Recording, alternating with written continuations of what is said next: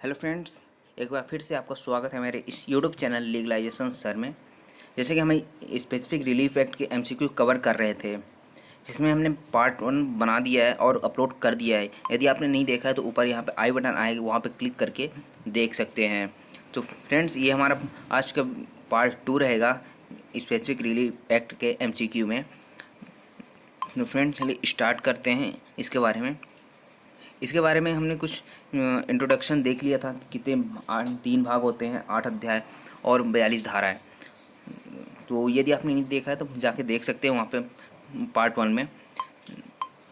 तो ये हम देखते हैं, चलिए स्टार्ट करते हैं। हमारा फर्स्ट क्वेश्चन क्या कहता है? फर्स्ट क्वेश्चन है हमारा, विनिर्दिष्ट अंतोष अधिनियम 1963 की धारा 34 का परंतु संबंधित है। यानी कि जो उसमें प्रोवाइजो दिया हुआ है धारा 34 का, वो किससे संबंधित है? संविदा के विनिर्दिष्ट पालन के दावों से, घोषणात्मक वाद से, निषेधाज्ञा के दावे से, उपरोक्त सभी से। यहाँ पर 4 ऑप्शन में सही आंसर क्या होगा? यदि आपको कोई सही आंसर पता है तो आप कमेंट बॉक्स में कमेंट करके बता सकते हैं। वीडियो पॉज करिए और कमेंट बॉक्स में बताइए कमेंट करके। तो यहाँ पे फर्स्ट का आंसर क्या होगा 4 ऑप्शन में से? तो यहाँ पे सही आंसर होगा आपका बी नंबर, यानी कि जो घोषणात्मक वाद है उससे संबंधित है धारा 34 का प्रोवाइजो यानी परंतु। उसके बाद देखते हैं नेक्स्ट क्वेश्चन। विशिष्ट अंतोष अधिनियम 1963 की धारा 37 के अधीन एक अस्थायी व्यादेश दिया जा सकता है। यानी कि जो धारा 37 है उसके अधीन एक अस्थायी व्यादेश दिया जा सकता है। किसमें? वाद प्रश्नों के निर्धारण पश्चात, या वादी की साक्ष्य समाप्त होने के पूर्व तक, या प्रतिवादी की साक्ष्य समाप्त होने के पूर्व तक, या वाद के किसी भी प्रकरण में अस्थायी व्यादेश दिया जा सकता है। ये काफ़ी इम्पोर्टेंट क्वेश्चन है जो सिविल जज में काफ़ी बार पूछा जा चुका है, तो आप इसको याद रखिए। यहाँ पे सही आंसर क्या होगा? इसका सही आंसर होगा डी नंबर, यानी कि जो अस्थायी व्यादेश होता है वो किसी भी प्रक्रम में दिया जा सकता है। बाद की स्टार्टिंग में दिया जा सकता है, बीच में दिया जा सकता है, तो कभी भी दिया जा सकता है बाद के किसी प्रक्रम में। तो यहाँ सही आंसर क्या होगा? सही आंसर इसका डी नंबर होगा। नेक्स्ट देखते हैं। जब पक्षकारों द्वारा किए गए कपट के कारण कोई लिखित संविदा उसका वास्तविक आशय अभिव्यक्त ना करे तब समुचित उपचार क्या होगा? विनिर्दिष्ट पालन के लिए वाद, घोषणा के लिए वाद, लिखत की परिशुद्धि के लिए वाद, या शाश्वत व्यादेश के लिए वाद। तो यहाँ पे सही आंसर क्या होगा? यहाँ पे जो थर्ड का सही आंसर होगा आपका सी नंबर, यानी कि लिखत की परिशुद्धि के लिए वाद इसका समुचित उपचार होगा। अब फोर्थ नंबर देखते हैं। विनिर्दिष्ट अंतोष अधिनियम 1963 के तहत विनिर्दिष्ट अंतोष दिया जाता है। किसके लिए दिया जाता है? व्यक्तिगत सिविल अधिकारों के प्रवर्तित कराने के लिए, या दंड विधि को प्रवर्तित कराने के लिए, या सिविल और दांडिक दोनों अधिकारों को प्रवर्तित कराने के लिए, या लोक अधिकारों को प्रवर्तित कराने के लिए। तो यहाँ पे सही आंसर क्या होगा? यहाँ चारों ऑप्शन में से सही आंसर होगा आपका ए नंबर, यानी कि जो व्यक्तिगत सिविल अधिकार है उसको प्रवर्तित कराने के लिए विनिर्दिष्ट अंतोष दिया जाता है। उसके बाद देखते हैं फिफ्थ क्वेश्चन क्या कहता है। विनिर्दिष्ट अंतोष अधिनियम की धारा 34 के अंतर्गत की गई घोषणा किस पर बाध्यकारी है? यानी कि जो धारा 34 के अंतर्गत घोषणा होती है वो किस पर बाध्यकारी होता है, किस पर बाउंड होता है कि उसको करना ही है या फिर नहीं करना है, ऐसा कुछ। तो यहाँ पे केवल वाद के पक्षकारों पर, पक्षकारों के माध्यम से दावा करने वाले व्यक्तियों पर, या न्यास के न्यासी जो कि दावा के पक्षकार हैं, या उपरोक्त सभी। तो यहाँ पर चारों ऑप्शन में से सही आंसर होगा आपका डी नंबर, यानी कि जो धारा 34 के अंदर की घोषणा है वो सभी पर बाध्यकारी होती है। इन 3 ऑप्शन दिए गए हैं, यानी कि इन सभी पर बाध्यकारी होते हैं। 6 नंबर देखते हैं। विशिष्ट अंतोष अधिनियम, कहीं विनिर्दिष्ट की जगह विशिष्ट भी लिखा होता है तो कंफ्यूज मत होइएगा। विशिष्ट अंतोष अधिनियम की धारा 14 के अंतर्गत निम्नलिखित में से कौन सी संविदा प्रवर्तित नहीं कराई जा सकती? कौन सी, यहाँ पे एग्जाम्पल्स दिए गए हैं। ए नंबर है कि का खा से विवाह करने की संविदा करता है, का खा से 1,000 रुपये में उसका चित्र बनाने की संविदा करता है, या का एक लेखक खा एक प्रकाशक से एक साहित्यिक रचना को पूर्ण करने की संविदा करता है, या उपरोक्त सभी।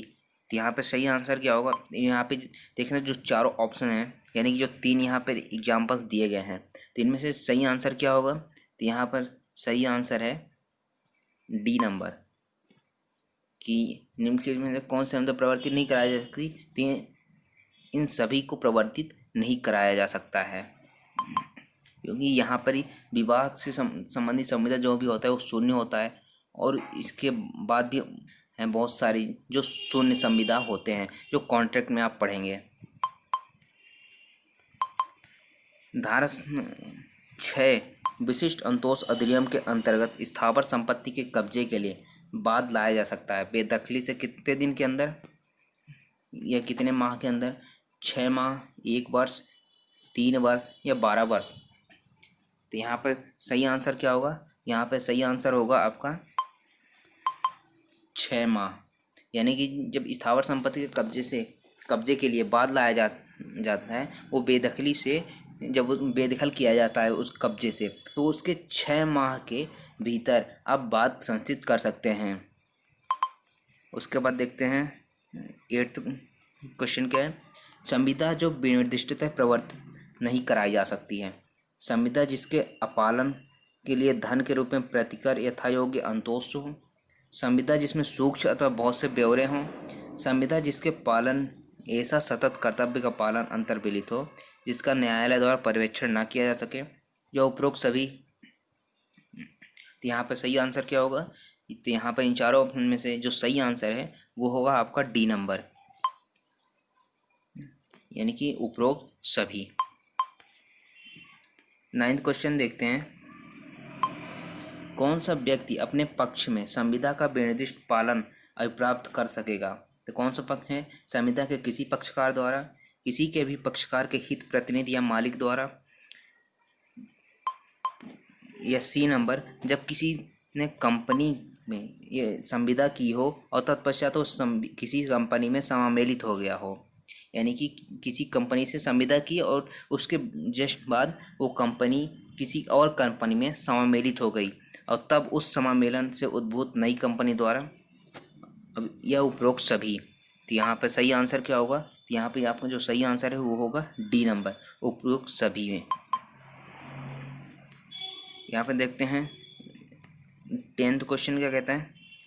विनिर्दिष्ट अंतोष अधिनियम की धारा 10 के अंतर्गत विनिर्दिष्ट अनुपालन को अनुतोष प्रदान किया जा सकता है यदि निश्चयक संविदा उपस्थित है, यदि वास्तविक क्षति का अभिनिश्चय करने हेतु कोई मानदंड अस्तित्व में नहीं है, या यदि क्षतिपूर्ति के रूप में धन अपर्याप्त अंतोष नहीं है, या उपरोक्त सभी। तो यहाँ पर सही आंसर क्या होगा, यहाँ पर सही आंसर होगा डी नंबर, यानी उपयुक्त सभी।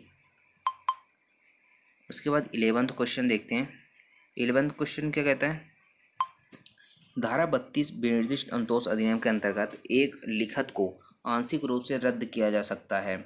कब रद्द किया जा सकता है, जब इसका संबंध विभिन्न अधिकारों से हो या विभिन्न दायित्वों से हो, या वह भाग जिसे रद्द किया जाना है अन्य भागों से पृथक किया जा सकता है, या उपयुक्त सभी। यहाँ पर सही आंसर क्या होगा, यहाँ पर सही आंसर होगा उपयुक्त सभी। 12th क्वेश्चन देखते हैं। अन्य किसी अंतोष के बिना घोषणात्मक बाद की पोषणीयता पर आपत्ति सर्वप्रथम स्तर पर लिया जाना चाहिए, या कार्रवाई किसी भी स्तर पर लिया जा सकता है, या प्रथम बार अपील के स्तर पर लिया जा सकता है, या उपरोक्त सभी। यहाँ पर सही आंसर क्या होगा, तो यहाँ पर जो सही आंसर है वो होगा आपका ए नंबर, यानी कि जो घोषणात्मक बाद की पोषणीयता पर जो आपत्ति है वो अंतोष के बिना कब लिया जाना चाहिए, सर्वप्रथम स्तर पर लिया जाना चाहिए। और 13th क्वेश्चन देखते हैं। निम्न में से कौन सा व्यादेश न्यायालय जारी नहीं कर सकता है। मलवरी व्यादेश, शाश्वत व्यादेश, अस्थायी व्यादेश और अज्ञापक व्यादेश। यहाँ पर कौन सा व्यादेश जारी नहीं कर सकता है न्यायालय, यहाँ पर चार ऑप्शन में सही आंसर क्या होगा? मलबरी व्यादेश, यानी कि न्यायालय जो मलबरी व्यादेश है उसको जारी नहीं कर सकता। एंड यहाँ पर देखें अदर हैंड तो शाश्वत व्यादेश, अस्थायी व्यादेश और अज्ञापक व्यादेश तीनों ये जारी कर सकता है कोई भी न्यायालय। तो यहाँ पर इसका सही आंसर क्या होगा? ए नंबर का। विनिर्दिष्ट पालन की डिग्री देना न्यायालय के लिए वैवेविक है, अज्ञापक है, स्वेच्छाचारी है या बंधनकारी है? तो यहाँ पे सही आंसर क्या होगा? तो यहाँ पे सही आंसर होगा वैवेहिक, यानी कि कोर्ट पे डिपेंड करेगा कि कौन सा डिग्री कब कैसे दे, तो उस पर वैवेहिक यानी कि डिस्क्रिशनरी पावर है उसके पास। तो फ्रेंड्स ये थे हमारे पार्ट 2 के कुछ MCQs। यदि आपको ये वीडियो अच्छा लगा है और हेल्पफुल लगा है तो लाइक करें, शेयर करें एंड कमेंट करके ज़रूर बताएं कि ये वीडियो कैसा लगा।